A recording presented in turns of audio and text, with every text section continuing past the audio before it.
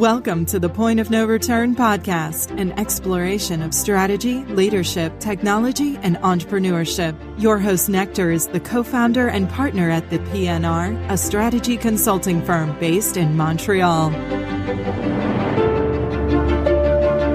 Bonjour tout le monde. Welcome to another episode of the Point of No Return podcast. I hope everyone had a good week despite the ongoing madness in the world.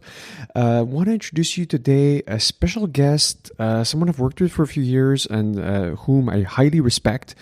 I had on the episode today Stéphan Marois, an investment director at FTQ. A little bit about Stéphan. Stéphan joined the Fonds de solidarité du Québec in 2007, where he's now a investment director. While at the Fonds, he's worked in information technologies, aerospace, transportation, tourism, financial services. Mr. Marois, I should say, has gained extensive experience in investing and leading Quebec corporations such as Bombardier, CAE, Hydro-Québec. I have to say that Stéphan is really someone I looked up to in the investment world, and we had a really good, wide-ranging conversation where his experience shone through. So we spoke about what makes a good investor, some of the lessons that he's learned over his long career, the importance of this concept called alignment. So how do you have a bunch of different people, a bunch of different stakeholders, particularly on a board of directors, aligned towards the same goal? We spoke about this dichotomy between a strong market and a strong team. We talked about their investment philosophy and this notion of patient capital and timing and exit, why that is quite important. I always learn a ton from Stéphan. I was so happy that I took the time today and that I hope that you enjoy today's conversation. Stéphan, real pleasure to have you in the show. As we were talking about before recording, I'm so curious to learn about all things investing. So it's like selfishly, I have a lot of questions to ask you, considering your long and illustrious career in the field. So I guess first question would be is, considering your experience as an investor, what characterizes a successful one?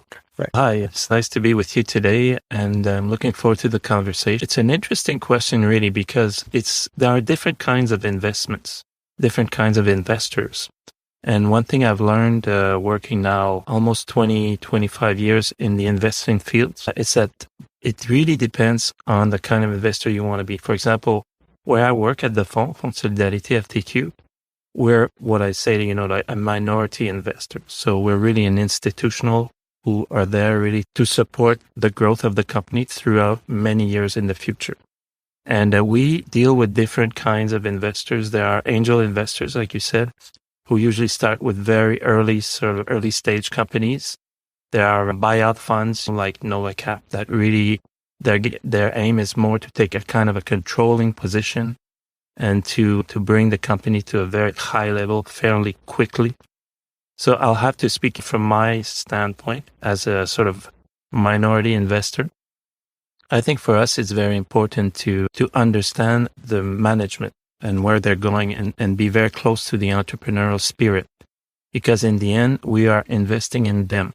So the team is very important. Their philosophies, their goals, and the way they see their ecosystem will be very key for us, as we will not be managing the company. We will be a minority investor.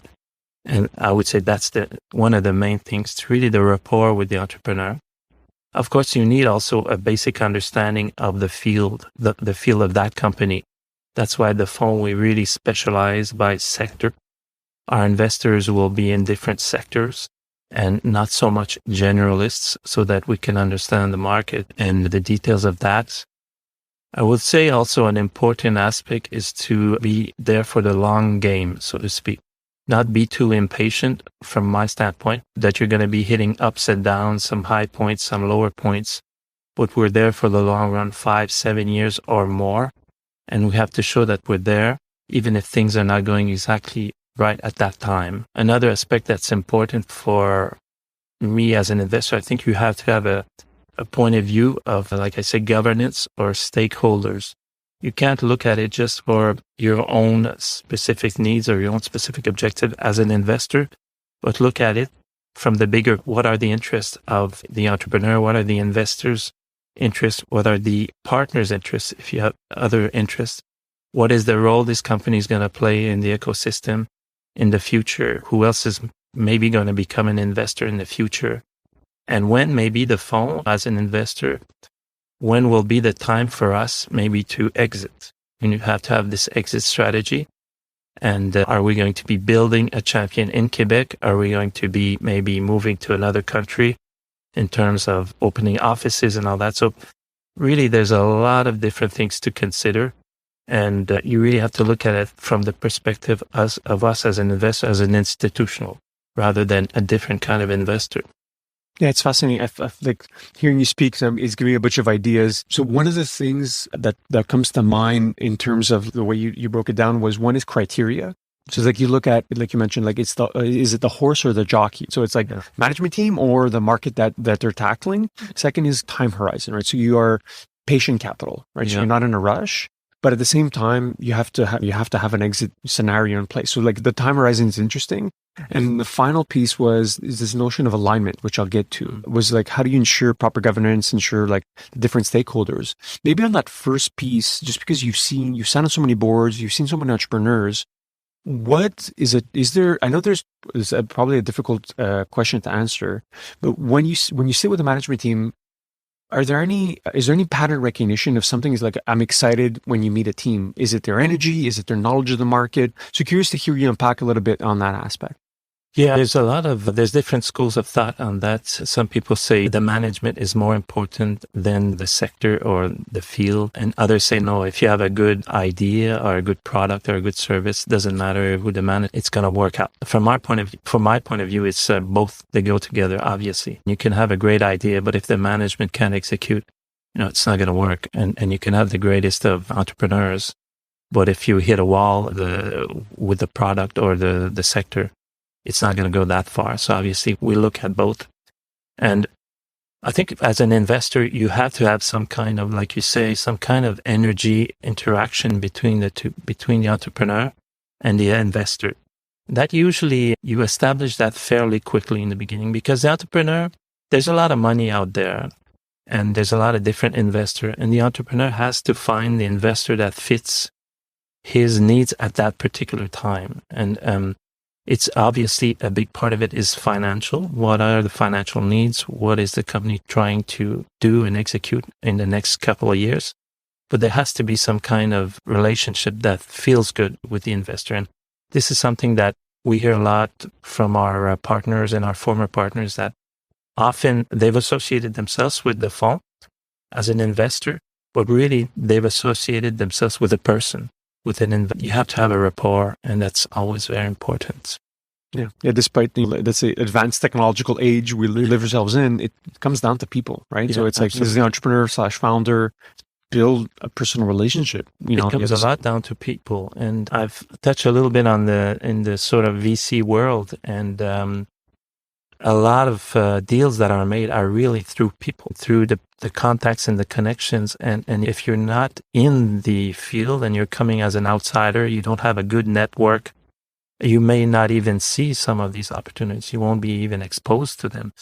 So that's why it's important to have people that have been there for a while, building the network and being involved with different players, and eventually getting their confidence, and they will present to you opportunities that are really interesting. I also like your answer about how it's not the market or the team. I think there's just so many examples in the world that both are needed, right? Yeah. So sometimes you see, what's the old Buffett quote? It's he wants to have a business that could be run by monkeys, because eventually it will be run by one. Exactly. I don't always understand that one, right? Because I'll take a very simplistic example, right? Facebook. So many people had the idea of Facebook before. So the market was there, but you needed a team to be able to actually execute, like you said, and bring it and have a successful outcome like they had. So it's a little bit of symbiosis, I find. Exactly. But there's a couple of things there. It depends how you define success as well, because some people, some investors, they want a very big outcome. It's different if you're there for the long run. And another issue is that management people have different strengths and weaknesses that will be good or bad depending on the timing. Like, where is the company at that point in time? If you have an early stage company, the kind of entrepreneurs that will succeed will be maybe slightly different. We deal with companies that are a little bit more mature, and then you need a little bit more experienced managers in terms of administrative stuff. And so it really depends also on the timing. And you might also, when we invest, we're there for many years. And this could be also, you might realize after 4 or 5 years that the managers that are there are no longer dealing with the same kind of issues that when you invested initially, and they need help. So either some may need to be replaced, or others may need to have new managers coming in, new blood, new specializations, new techniques or whatever that need to be brought in, or new board members that need to change things up and bring new ideas and innovate. And so it's not a static thing. It changes over time. That's why and that's what's interesting about our field, because it's so different. Each company is different. Each stage at the same company will be different, and it's very dynamic, and you have to be constantly adapting to the evolution of the company, the market, and it's interesting how you brought. I'm going to go maybe with a very kind of direct question, or just you mentioned it, right? This notion of timing, because I think every investor and obviously a lot of different stakeholders, let's say on a board, have different time horizons in mind. So you mentioned alignment, so going into like the governance piece, right? So that third piece you mentioned of being on board, providing proper governance. So at a high level, one of the issues I've seen, I'd be curious to pick your brain on, is these different time horizons, different cycles. And a lot of it comes down to, let's say, liquidation preferences, where it's like, where it can create conflict in terms of, hey, I'm looking for something short term versus longer term. And obviously, the fund's approach is to be more patient.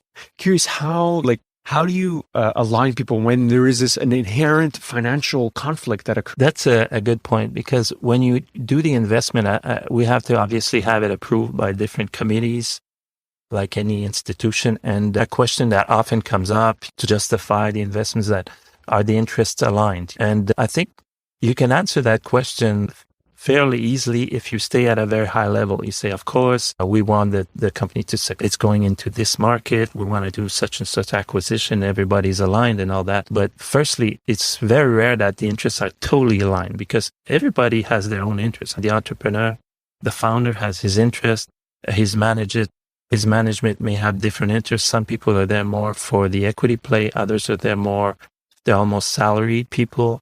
The board has a different role to play. They're there for governance. Even people on the board might have different interests. Some are there to get experience. Others are there to coach certain people. Others are there maybe because they're getting options, and others are there for their regular sort of experience of being on a board member. So it's very difficult to get the alignment perfectly well. So you have to get it very at a high level, sort of generally aligned. And that's something that is important for me as an investor to always consider initially.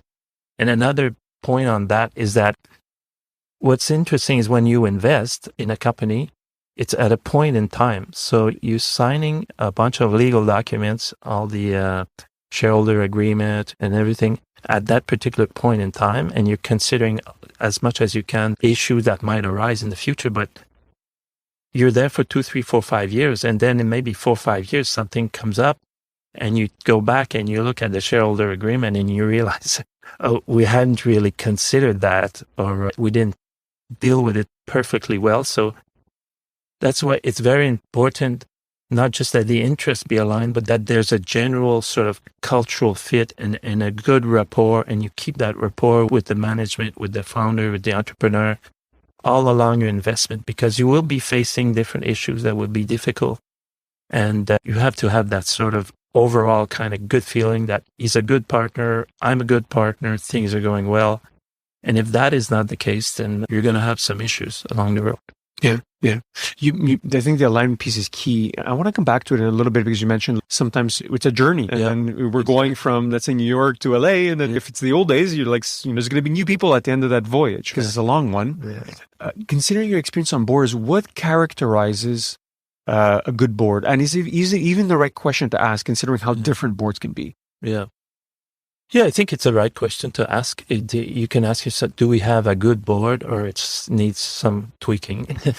So one of the characteristics, obviously, is the chairman, the president of the board. The chairman plays a very key role.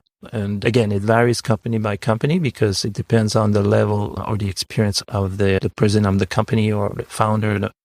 Is your chairman going to be more like someone who's going to be coaching the CEO Or is somebody, the CEO is very experienced, is somebody who's going to be more like really governance and really managing the board? That is very important. The chairman plays a key role. And don't forget, the chairman he's representing their shareholders at a high level. He's really the boss of the CEO.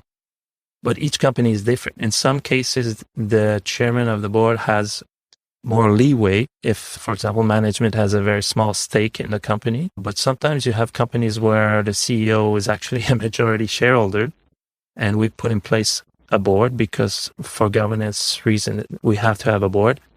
But it's more delicate. It's not a sort of a boss-employee relationship, but really a sort of governance and trying to get the CEO to play ball. And that's an important one. Each board member is important. And one of the things to have a good board, in addition to have a good chairman, you have to have a number of people with different backgrounds that complement it. And each company will need somebody who knows that sector, at least one or two persons that know the sector in which the company is operating in. And you also need some people with different backgrounds. Sometimes you'll be looking at different acquisition projects that are abroad. And if you have no one on the board who's ever done M&A, who hasn't done international business, that could be a weakness. And on top, you want to have a different perspective on things. So it's nice to have a board with people from different cultures or female and male and different cultures to expose the company to different ways of seeing things. But managing the board is a whole dynamic in and of itself. And you have to have people who are open to different ideas and are available. The availability of people is very important for the board. You cannot underestimate that. Sometimes some board members, they're too busy, and being on a board can be very demanding, even for a smaller company. And you have to make sure that they understand that they have to put the time in and that they're available for that. So it's a lot of things to consider. We cannot underestimate the complexity of having a good board. And obviously, I've seen a lot of boards. I've seen some good ones and some that are not that great. And as an institutional investor, it's important for us to push to try to get the highest level possible for the board, because don't forget, we're an investor, we're in a minority position. So we cannot control the company, and that's not our objective. So the way we do play our role is to make sure that the governance is well, thought out, and that we have the right people, and that we're thinking of all the stakeholders' interests, not just ours. And that's the main thing we can do. Yeah, it forces you to be more strategic because you're a minority, and you can't just, this is my way or the highway of approach. You have to be much more strategic and thoughtful in terms of who's around the table, the different human relationships. And I imagine when it comes to, there's always going to be a fork in the road, I imagine. Yeah, like in every company's history, there's going to be like, okay, a very key decision that needs to be made. I imagine if you have a strong board or one that has good board dynamics, you have much higher chance of it going the right way, or at least optimizing chances, versus one that's a little bit, let's say, the dynamics are a little bit more struggling. There's a misalignment, let's say, with board members. Is that fair in terms of like when you think about a key decision? Absolutely. You're always going to be facing some kind of issue, challenging issue down the road. And you need to have some people who have lived that before, have experience with that. And that's for sure. It's part of a good board. And in terms of like your skill set, like how do you think about when there are tough decisions? Like, for instance, sitting down with the CEO and telling that person, well, you were a great person to go from, like 0 to 1, but now today we need to go from 1 to 2. Yeah. And it might not be the right person. So how do you tackle those kinds of large, big questions that are obviously very personal and obviously very difficult to do? It's a difficult one. And you're dealing here with somebody maybe who's founded the company, who has impregnated his culture in or her culture in the company. It's not a decision to be taken lightly. When you think it's not the right person for the next few years or to bring the company to the next level, what I do, obviously, the key thing is to talk to the chairman, because you have to get the chairman's point of view and you have to see if they agree or not. Because if you don't agree with the chairman, it's going to be an issue. And you have to be objective, and you have to also really discuss it fully, because even though it might not be the right person, the CEO may no longer be the right person for the next few, the alternative may not be necessarily to replace him, because you can maybe go about it a different way if you have a strong number two, a COO, and you might want to give the CEO new responsibilities or different responsibilities, because eventually the chairman is the person who's going to be talking to the CEO. So the chairman has to deal with that, and they have to put it on the table with the other board members. Everybody on the board has to be aligned on that particular issue. And then the conversation with the CEO will be had and see which would be the best way to handle it. Because it depends on also the personality of the CEO. Some will recognize that is true.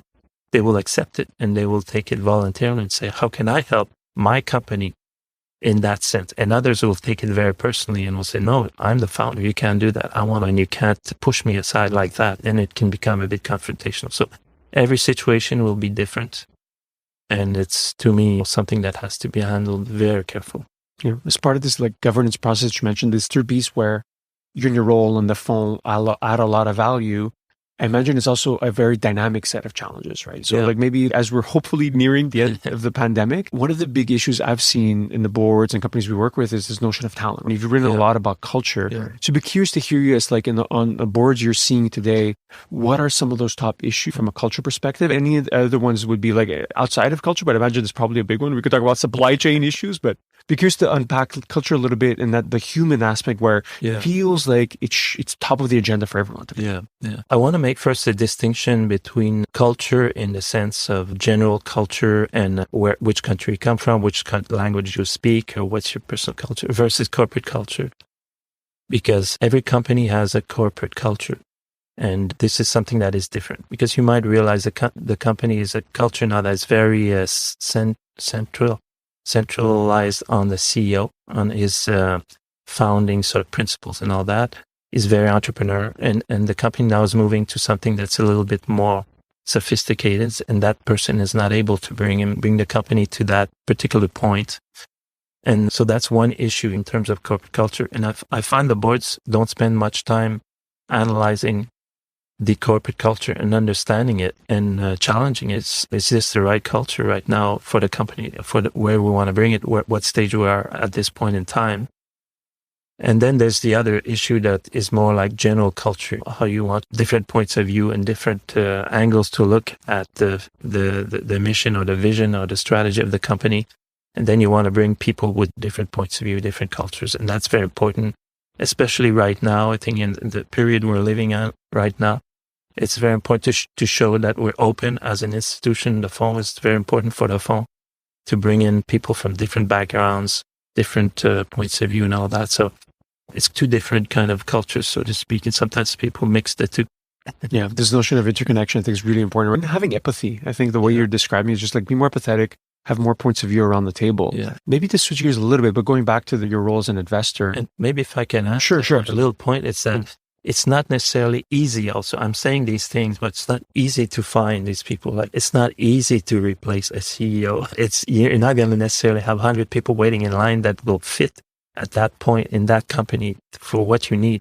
And also, it's not that easy to find board members. There are a lot of people who want to be on board, but to find the right member that will fit in that particular board and for that stage in the company, in that particular sector, et cetera, et cetera. So just don't want to underestimate the challenge. Yeah. It's if it was an easy decision, it wouldn't be at the board level. Right? Exactly. It'd be something that's solved a little bit further. So I guess that's why you're paid the big bucks with, as the expression goes, to solve those big uncertain issues. I want to talk about more as your investment as a professional, right? And you're obviously with your deep experience. What excites you the most? Is it the part of closing a deal? Is it being part of a successful company? Hey, we help bring it further along. Thinking of your personal purpose. When you reflect upon your career, what were the moments you're that really were the most satisfying? For me personally, it's really when I feel like I made a difference. I've helped the company to go to the next level or to accomplish a big project or to do a big acquisition. And I see that the company after I've left is different from when I joined it. And I feel like that I've contributed to that. That's been the case in my whole career, even before the phone when I worked for Hydro-Québec or through CAE, when I did a big project in England. At the time, it was 9/11 and everything, and we closed that deal. It was a $700 million project. I felt like it really made a difference for the company. That's what I always look for. And at the fund as well, even though we exit, because I've had a number of exits where we've sold our stake or the company's been bought out, etc. And I feel the company we've created some kind of value somewhere, and we've brought the founder to a different level. We've contributed to his success, the success of the company. It's worthwhile. It's called, it brings value, valorisation. I've made a difference. I think that's what I get out of it. Yeah, it's actually seeing the inflection where it's the expression I use for our line of work is we can't radically change the trajectory, but if you change 5%, if you're leaving on a boat from Montreal, let's say to Paris, 5% could take you to Paris or it could take you to Africa. And it's a good point. Let's be honest. I don't manage the company as a minority investor. We're not the ones managing, so we cannot manage the company for them. But we can give them tools, we can help them as much as possible, give them access to financing, to a network, help them build a good governance, etc., and do what we can. But in the end, of course, the management deserves a lot of credit for the success of the company, for sure. Yeah, you're just along for the ride, but you have a bit of a say. Maybe a final question or two, Stéphan. You mentioned the phone. You guys have, I think, 17 billion assets under management, growing team, 700 people strong, and then you mentioned a new generation coming in. Yeah. So what advice would you have for young professionals coming into the investment world? Given your experience, what would you be, if you're sitting down and talking to someone that wants to get into investment, what should they look into? Yeah, what I'm seeing, and it's really just my point of view on that, is I see a lot of young people coming into the field that are very, very strong academically, very strong in terms of finance. They have very good academic backgrounds, and they haven't necessarily been exposed to a ton of transactions. So the recommendation I would say is to be patient. In a sense, you have to be patient. It's a fascinating field to be in investment. It's extremely interesting. And like I said earlier, there's a lot of different angles. You can go into more early stage, more mature companies, more buyout funds, more minorities. So there's so many possibilities. You can do international work, you can do work for big funds. I think once you have the strong financial academic background to build on, try to do as many transactions as you can, even if you're just accompanying a more senior investor. And give yourself time to learn, and because each transaction, as you can maybe gather from what I'm saying, each transaction and each deal is different, and you learn something in every deal. And I'm still doing investments right now, and I always learn constantly. And each company is a bit different, each owner is a bit different, each board is different. So once you've done a bunch of these, and you get more solid. And that takes time. It's a trade in a way. It takes time. And in a few years, you will become a good investor. And of course, some people have the natural instincts, but you can build on that and become even better on that. So that's what I would recommend. Fantastic. Great advice. Be patient, do the work. Yeah. Stéphan, maybe final question. People want to learn, reach out, connect, learn maybe more about the fund as well. What's the best way to get in contact? Yeah, I think the best way is firstly, of course, you can go to the website as usual of the phone. You'll see everything we do. And one thing is interesting about the phone is that you can buy shares of the phone. If normally people who live in Quebec, they will buy shares of the phone because you can put it in your RSP or declare it for your income tax report and get some kind of deduction. So we're accessible to everybody. And if you want to learn more about investment, it's always good I'm open. Any person that does my kind of job is normally somebody who's outgoing, who wants to meet different people. We have to build our network. We have to be out there playing in the field, as we say. And there's maybe 25, 30 people at the phone that do the job that I do.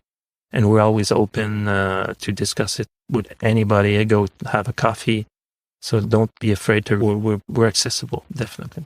Awesome. Stéphan, this has been a real pleasure. Really appreciate you taking the time, and thank you so much. You're welcome, and thank you a lot for giving me the opportunity. And it's such a broad and fascinating field. We could talk, I think, for like 2, 3, 4 hours easily on different topics, and I'd be looking forward to go with you in any other topics. I was going to say, yeah. I think we'll need to do a round 2 if you have the time. Good. Excellent. Thank you. Thank you for listening to the Point of No Return podcast. Don't miss an episode by subscribing on iTunes or Google Play.